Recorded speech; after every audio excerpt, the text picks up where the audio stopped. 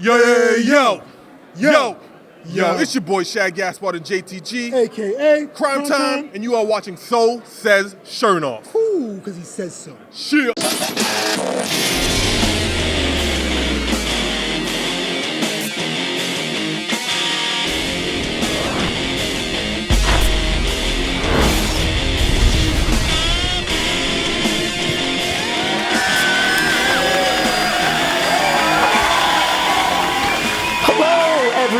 Welcome to So Says Shernoff.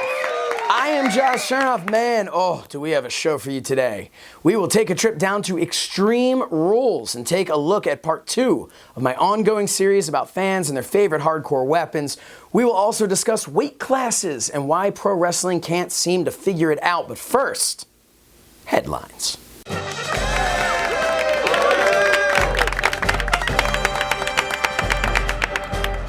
We begin this month with a new segment called Things That Sound So Plausible You Convince Yourself It's Not Real, only to discover it's so real that it's completely unbelievable.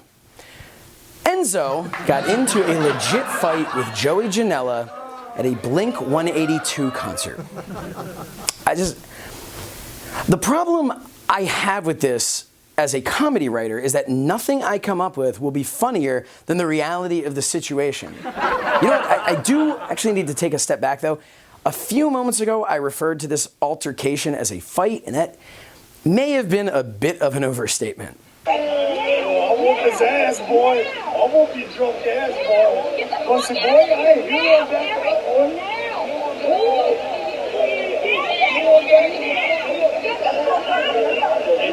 Get your guy, dude. Get your guy. He's good. Get your guy. He's good.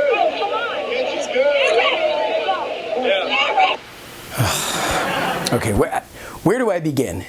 This was not a fight. Have you ever seen a fight at a concert? How can two professional wrestlers have the worst fight in the history of concert altercations? I once literally watched a grown woman bite another woman on the floor of an arena to get one row closer to the stage. And that was a Dave Matthews concert. And not even Crash Dave Matthews. This was like 2005 American Baby Dave Matthews. Who the hell wants to see that so bad that you bite another person? Whatever. Anyway, my point is, you have a reputation to uphold. Before this glorified pose down, you could have gotten fans interested in an Enzo versus Janela match. But after this, couldn't you guys just throw in a few working punches, break a bottle on a bar or something? Anything to make these people believe that you could actually put on a decent or at least entertaining fight. Come on. You're at a Blink-182 and Lil Wayne concert.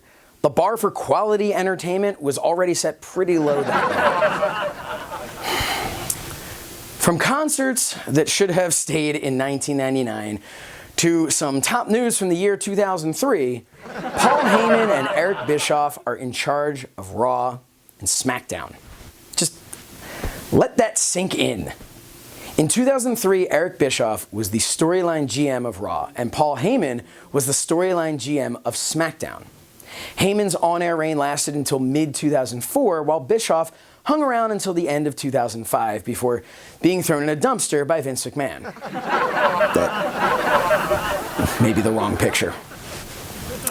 Had you told me back then, hell, even a year ago, even 2 months ago, that almost a decade and a half later, these two would be back, but on the opposite brands, I would have said you're crazy. But here's the unbelievable cherry on top. They aren't on-air GMs. They are legitimately in charge of their respective brands. Is this desperation on WWE's part? Maybe, but I personally love it. Forgetting the fact that a child born the day Bischoff became GM of Raw has technically aged out of the WWE's main demographic, WWE has taken the two people who took advantage of the last time the WWE was floundering creatively and brought them to do it all over again, only this time for the WWE and not against it.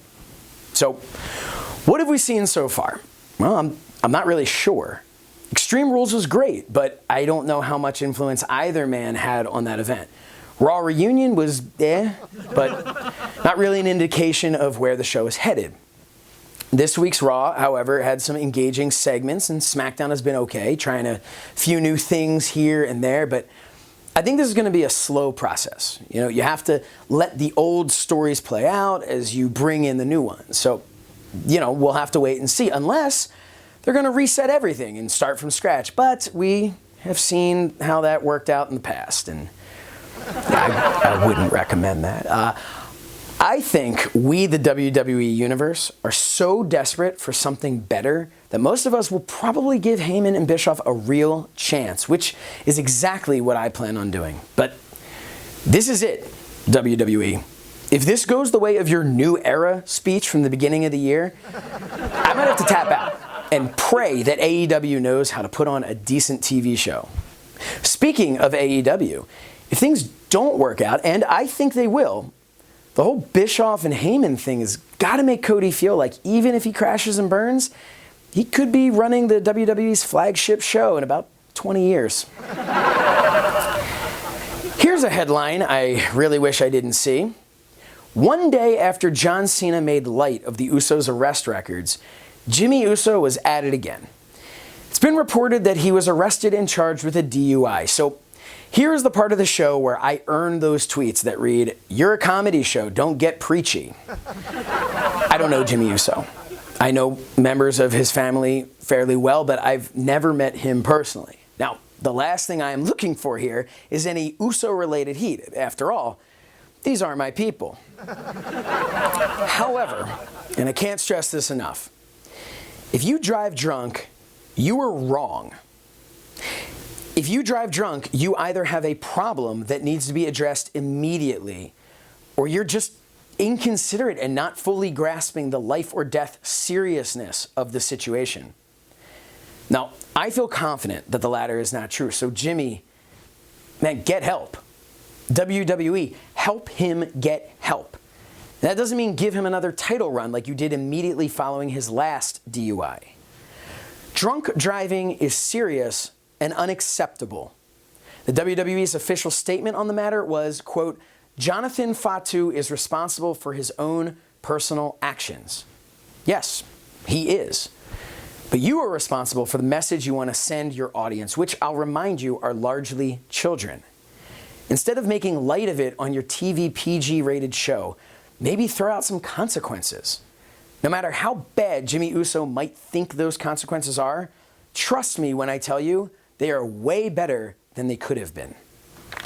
Moving on to something less serious. Okay, so last month I mentioned a few things I would like to see. One was this. And let's not forget my good friend Medusa. She jumped ship as WWF Women's Champion, throwing said title in the trash live on WCW Nitro.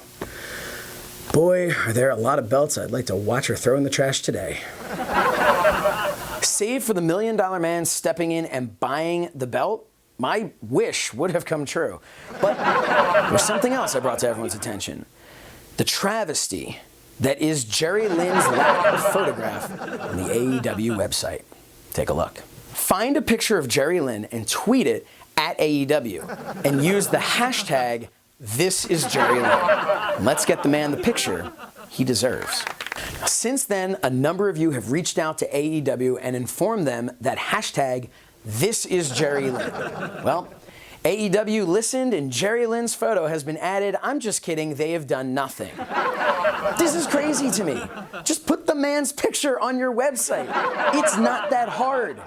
Before you start rolling out 17 new social media handles, maybe you could add one picture to your website.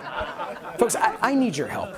I am so upset over this that half of my hair fell off. Look, we need more pictures of Jerry Lynn tweeted at AE Wrestling using the hashtag #ThisIsJerryLynn. You know what? Since AEW has so many new handles, feel free to send it to at AEW on TNT as well. When the history books are written about the rise of AEW, I want those books to say special thanks to all the fans of So Says Shernoff. Without you, our younger fans would have no idea what Jerry Lynn looks like. Finally on headlines, the OC. I mean, pardon my Hebrew, but what the fuck are we even doing here? No, seriously, I am all for rebranding the club because, man, that was awful. But this is the WWE's answer to AEW? Let's take the other former Bullet Club members and give them a new name that stands for what? Other Club? I don't know, and neither do they. Look at this tweet from Carl Anderson. Official, original, only club that matters. Which one is it? DX didn't stand for degeneration and several other D words. I feel like the WWE just doesn't get it. In one episode, they turned back the clock on AJ Styles' character growth. They signed Gallows and Anderson seemingly to keep them away from, let's say, a more elite club, but have shown that they have no idea what to do with them. The OC is literally the definition of insanity. Honestly, WWE is the definition of insanity. They are doing the same thing over and over again, expecting a different outcome. And guess what? We're all along for the ride. Raw 25, garbage. They announce Raw Reunion, we're all like, oh my God, Stone Cold will be there. But I know I sound like a broken record here, but AEW needs to knock this show out of the park. WWE needs you, AEW. We all need you.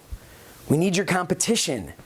We need your alternative brand. We need you to stop using the Duke Nukem 3D graphics for your major announcements.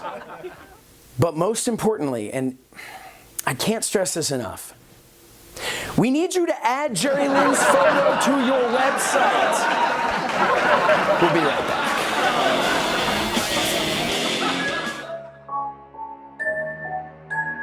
You believe you see all there is to see in the world. You believe there's nothing hiding in the shadows. But I have seen the truth.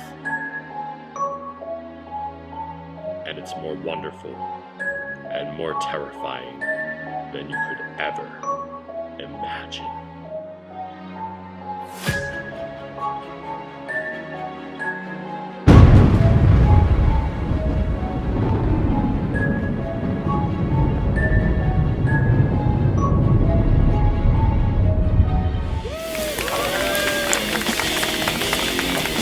Welcome back to the show.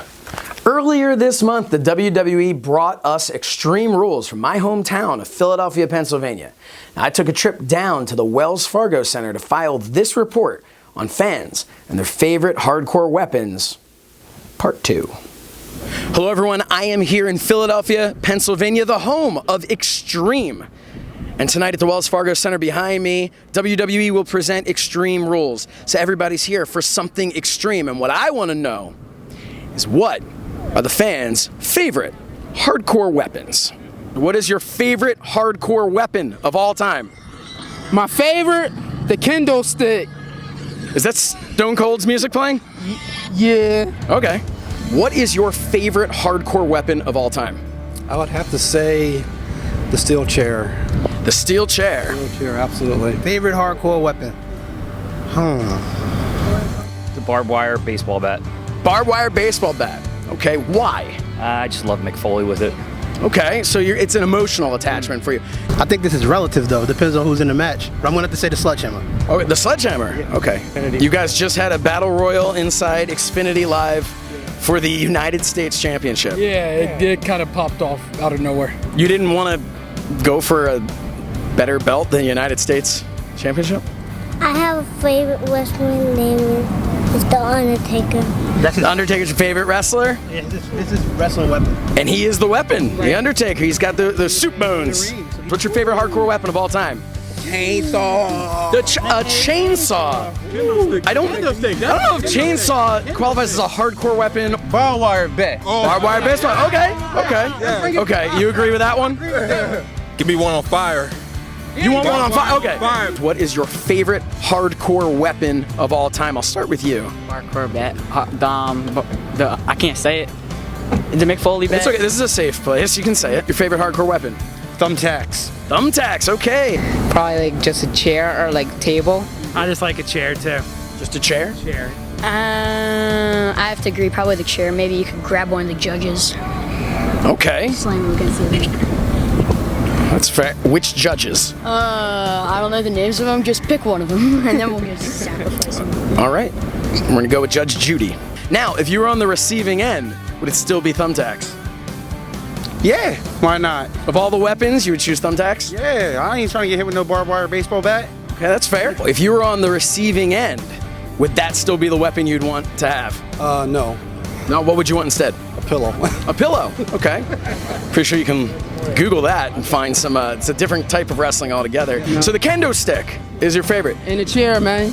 Gotta go with them too. All right, kendo stick in the chair. Maybe you put them between the chair and then you hit them with a kendo stick? Oh yeah, definitely. Crack them over the skull with that All right. Wow, this is a PG show, sir. I'm just with you. If you were to be on the receiving end, would it still be a sledgehammer? Hell no. That's all right. Now, you're not, a hardcore guy, unless, of course, you've seen that video. Come on, bro. Hey, now. Glass. Yeah, I'm sorry, what was that again? The glass table is a couple layers of glass that throw each other in that. Yeah. Okay, so your favorite weapon is a glass table. Yeah, because that would freak me out. Because Okay. getting in your eyes, getting in parts. Ooh. Yeah, I mean, we don't recommend Yeah. doing that. If you were on the receiving end of the hardcore weapon, would it still be the kendo stick? No, you put me through a table right now. Go ahead. Are you asking me? Whatever you want, I'll hit it right now. Let's go. Okay, can we get a table? Get a table. Come Here? on, brother. Anybody have a table? Come on, dude. If you were on the receiving end, I want to go through a table. you want to? Are you? Is that a request? Are you asking? Yes, I want to go through a table. Somebody get us All right. the table then. All right. I think Devon's working in the back. Maybe he could bring a table out for us. Now, if you were on the receiving end, would it still be the steel chair and the kendo stick? Yeah. I don't know. Probably. Who knows? So you want to? If you had to choose, you would say, put a steel chair over my head and beat it with a kendo stick. Ooh, no, I pick the kendo stick. So just beat me over the head with a kendo stick. Leave the chair. No, not over the head. They both dangerous. If the sledgehammer didn't work, I would grab a chair. I feel like if the sledgehammer doesn't work, that's more of a user error than the actual weapon itself, because I think that'll do some damage. Yeah. Yeah.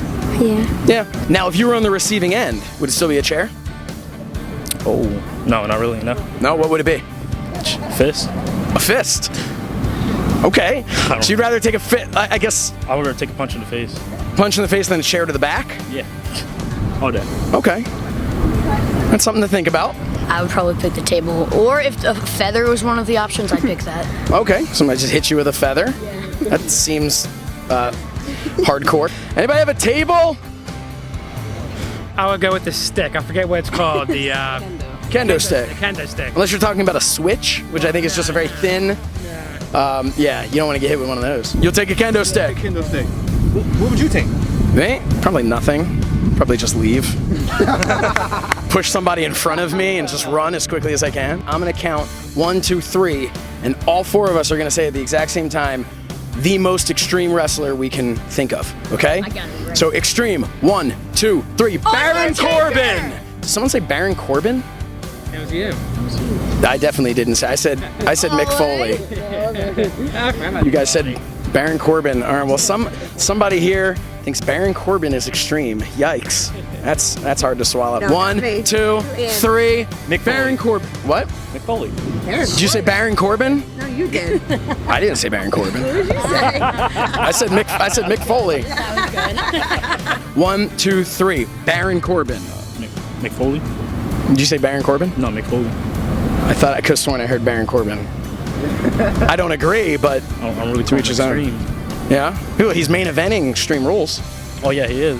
I would like to see him win, but I don't. You want to see Baron Corbin win? Yeah, but like. All right, this interview is over. No. All right, well, I thank you for the invitation to do that. brother. Yeah, enjoy the show, brother. What you gonna do, brothers? I'm probably just gonna wrap it up here. Oh, that was rhetorical. All right. Well, there you have it. That's what the fans here in Philadelphia, Pennsylvania had to say about their favorite hardcore weapon. Sound off and tell us what your favorite hardcore weapon is on social media at So Says Shernoff and at Shernoff Show. For Josh Shernoff, I'm Josh Shernoff. Back to you, Josh. Thanks, Josh. We'll be right back.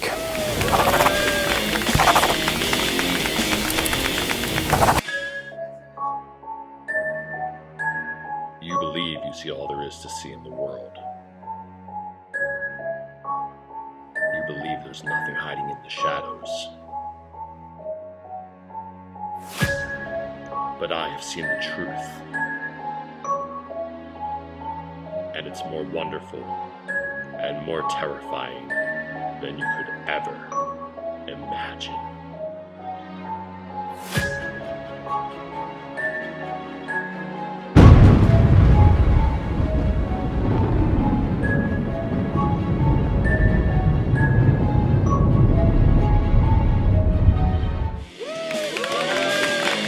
Welcome back to the show. Our main story tonight is about weight classes, the thing that is supposed to discourage fights like this. In amateur wrestling, MMA, boxing, and so many more arenas of sport, weight classes are one of the most important rules in the game. In pro wrestling, well, not so much. But why? Now, there are a lot of promotions out there utilizing many different weight classes, from MLW's middleweight title to, I assume, an ultra heavyweight division. But for the sake of fitting this segment into 4.5 minutes, let's just focus on the WWE. Right now, there is a cruiserweight title, and technically, that's it. But let's assume the WWE title is still considered the heavyweight championship. That would make 2 weight classes for quote-unquote world championships. Guess the Universal title doesn't really have a weight class, probably something to do with the different gravitational pull depending on where in the universe you're defending said title. For years, we have understood the hierarchy of wrestling titles. Looking at the 90s, for example, in the WWF, there was the light heavyweight title, then the European title, then the Intercontinental title, and finally the world title. In WCW, there was the cruiserweight title, which ran somewhat neck and neck with the TV title, followed by the US title, and finally the world title. Now, US being less than world makes sense. You are a champion representing a specific country as opposed to the whole world. Even the Intercontinental title is technically representing less of our Earth. How much less really depends on who you ask. But at best, they're representing 5 to 7 or possibly even 8 continents. Seriously, 8. It's called Zealandia. Didn't expect to learn something here today, did you? Anyway, the one thing we should be able to agree on is that cruiserweight and heavyweight both represent the world. So let's look at the WWE's current championships. Here, the cruiserweight title is represented by athletes weighing in at 205 or under. Why 205? Well, truthfully, because someone wanted a cool TV show name and 215 Live didn't sound as good. I don't know. One of the pillars of pro wrestling is the exaggeration of, well, everything. A professional wrestler should be larger than life. So how do you take an average size guy, let's say 5'10", 185 pounds, and make him larger than life? Well, you say he's 6'1" and 225. But what about the less than average size guy? 5'7", 165 pounds. How do you get that guy over when he's not quite big enough to fudge his size? Well, welcome to the cruiserweight division. And that's fine. It's entertainment. Who cares if they put the occasional thumb on the scale? Look at me. I'm 6'5" and a lean 160, but I play a shorter and heavier character on TV. Stop laughing. No, my issue isn't with fudging the numbers. My issue is with why it matters. The WWE has had a number of world champion main eventers who actually fit into the cruiserweight division, from Daniel Bryan to Rey Mysterio and possible future main eventers like Ricochet and Ali. You know what? Take those first two, Daniel Bryan and Rey Mysterio. Two guys who have main evented WrestleMania in the past.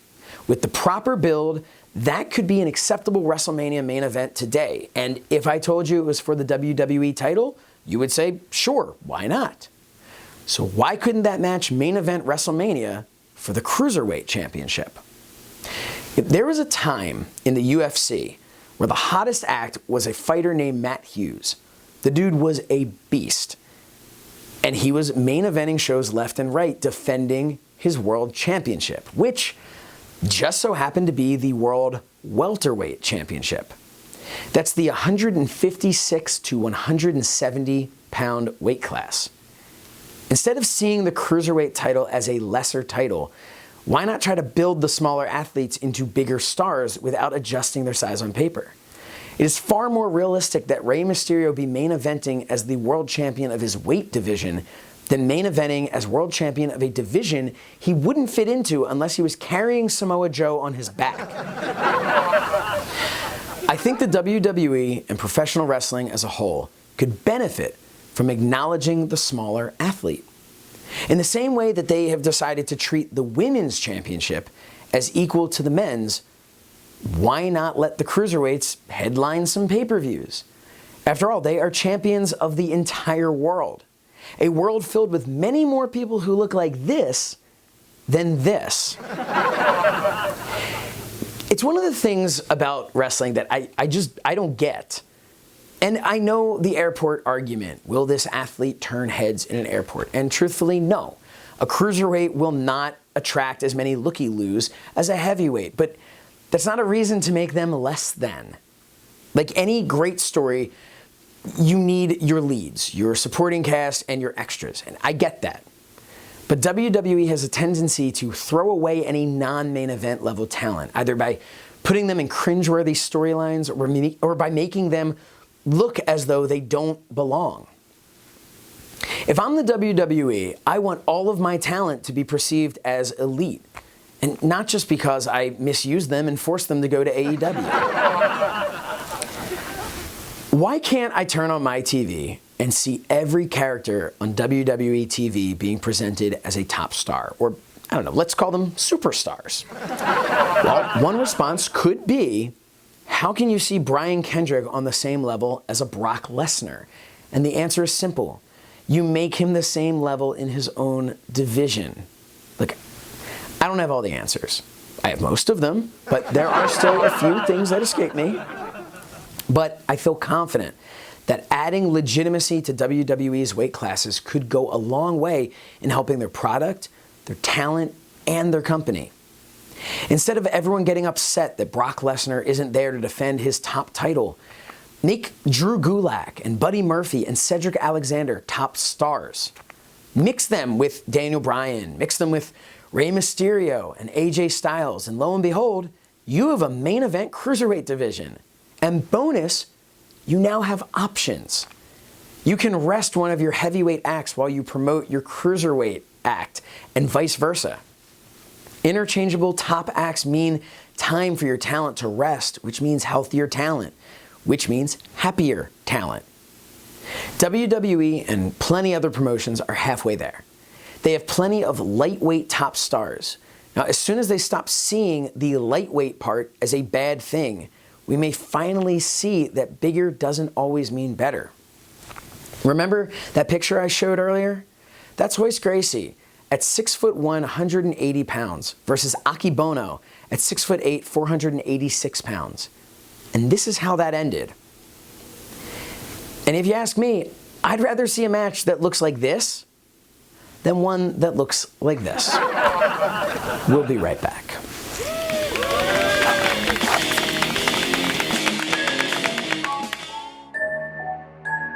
You believe you see all there is to see in the world. You believe there's nothing hiding in the shadows. But I have seen the truth. And it's more wonderful and more terrifying than you could ever imagine.